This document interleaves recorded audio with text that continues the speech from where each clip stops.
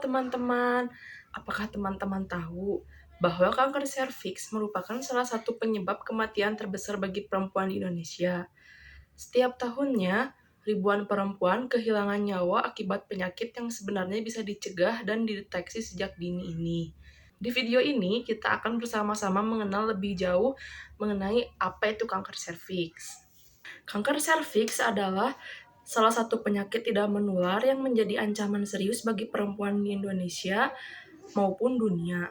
Menurut data Globocan 2022, terdapat sekitar 36.633 kasus baru kanker serviks di Indonesia setiap tahunnya, dan sayangnya angka kematian akibat penyakit ini sangat tinggi, yaitu mencapai 94% dalam 2 tahun setelah diagnosis karena sering terlambat terdeteksi. Kanker serviks adalah kanker yang menyerang leher rahim, yaitu bagian bawah rahim yang menghubungkan rahim dengan vagina. Penyakit ini terjadi ketika sel-sel normal di serviks mengalami perubahan menjadi sel abnormal yang tumbuh tidak terkendali. Proses ini biasanya berlangsung perlahan selama 3 hingga 17 tahun, dimulai dari infeksi virus sampai menjadi kanker invasif. Jika dideteksi sejak awal, kanker serviks memiliki peluang kesembuhan yang sangat tinggi, yaitu mencapai 86 hingga 95%.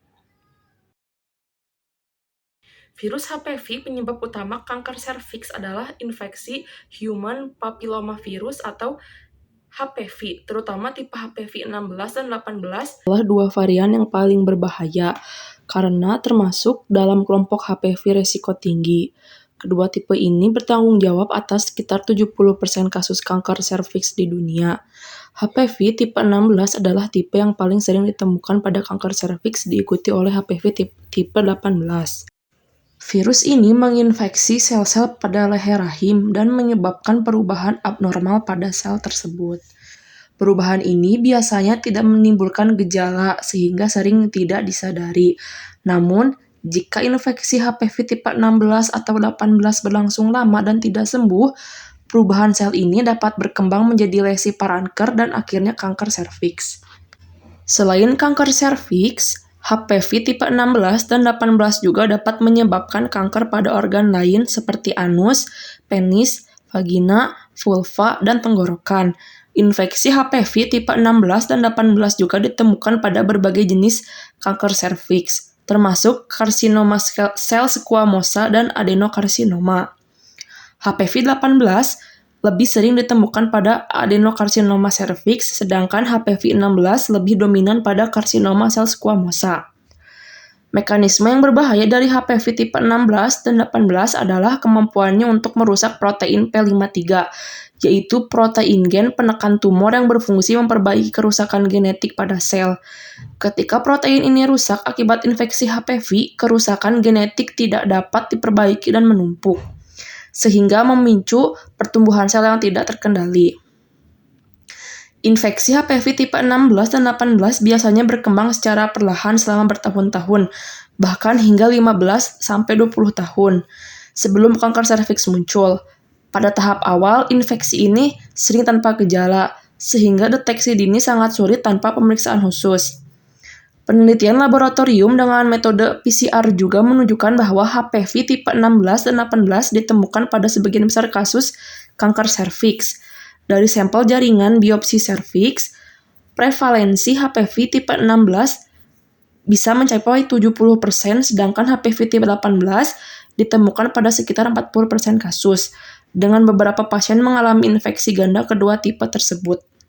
Virus ini menular terutama melalui kontak seksual, termasuk hubungan vaginal, anal, dan oral.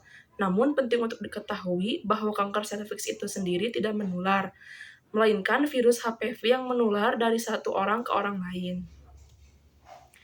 HPV terbagi menjadi dua kelompok utama, yaitu HPV risiko tinggi yang menyebabkan kanker serviks, misalnya tipe 16 dan 18, dan HPV risiko rendah yang menyebabkan kutil kelamin tetapi tidak menyebabkan kanker, misalnya tipe 6 dan 11. HPV tipe 6 dan 11 paling sering dikaitkan dengan munculnya kutil kelamin atau yang dikenal juga sebagai kondiloma acuminata. Kutil ini biasanya muncul sebagai benjolan kecil atau seperti bunga kol di area genital, anus, atau bahkan mulut.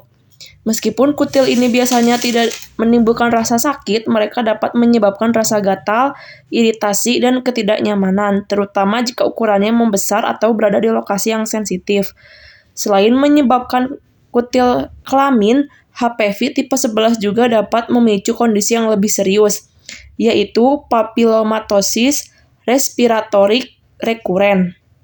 Kondisi ini ditandai dengan pertumbuhan kutil jinak di saluran pernapasan, khususnya di laring yang dapat mengganggu pernapasan dan menyebabkan suara serak, kesulitan bernapas, atau rasa tersumbat di tenggorokan. Papilomatosis respiratorik ini termasuk penyakit yang berulang dan dapat mengancam kualitas hidup, terutama pada anak-anak yang terinfeksi. Meskipun HPV tipe 6 dan 11 tidak menyebabkan kanker, infeksi yang berlangsung terus-menerus dan tidak ditangani dapat memperburuk kualitas hidup penderitanya karena kutil yang terus muncul dan masalah pernapasan yang mungkin terjadi. Infeksi ini juga dapat menular melalui kontak seksual, termasuk hubungan vaginal, anal, dan oral, sehingga penting untuk mengenali gejala dan mendapatkan penanganan yang tepat. Selain infeksi HPV, beberapa faktor risiko yang meningkatkan kemungkinan terkena kanker serviks meliputi mulai berhubungan seksual pada usia muda, yaitu di bawah 20 tahun, memiliki banyak pasangan seksual, merokok yang melemahkan sistem kekebalan tubuh, sistem imun yang lemah, misalnya akibat HIV, penggunaan kontrasepsi hormonal dalam jangka panjang. Pada tahap awal, kanker serviks biasanya tidak menunjukkan gejala yang jelas sehingga sulit dideteksi tanpa pemeriksaan. Namun, pada stadium lanjut, gejala yang muncul dapat berupa pendarahan tidak normal seperti pendarahan di luar masa menstruasi, setelah berhubungan seksual atau setelah menopause, keputihan berlebihan dengan bau tidak sedap, nyeri panggul atau saat berhubungan seksual, kelelahan, dan penurunan berat badan. Pencegahan kanker serviks sangat mungkin dilakukan dan menjadi kunci utama untuk menurunkan angka kematian akibat penyakit ini. Langkah pencegahannya meliputi vaksinasi HPV.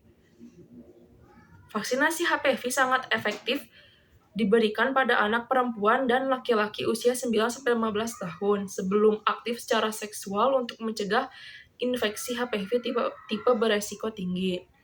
Screening rutin yaitu pemeriksaan pap smear dan IVA atau inspeksi visual dengan asam asetat. Secara berkala dapat mendeteksi perubahan sel prakanker sehingga pengobatan dapat dilakukan lebih awal. IVA menjadi metode screening yang populer di Indonesia karena mudah, cepat, murah, dan cukup akurat. Perilaku seksual sehat yaitu menghindari hubungan seksual di usia terlalu muda, membatasi jumlah pasangan seksual, dan menggunakan kondom dapat mengurangi risiko penularan HPV. Hindari merokok, yaitu merokok melemahkan sistem imun dan meningkatkan risiko kanker serviks. Yang selanjutnya, menjaga daya tahan tubuh, yaitu pola hidup sehat dengan nutrisi baik, olahraga, dan istirahat cukup membantu melawan infeksi HPV. Deteksi dini adalah langkah paling strategis untuk menurunkan angka kematian akibat kanker serviks. Pemeriksaan yang dianjurkan meliputi pap smear, yaitu mengambil sampel sel serviks untuk dianalisis di laboratorium. Tes HPV DNA, yaitu mendeteksi keberadaan virus HPV beresiko tinggi.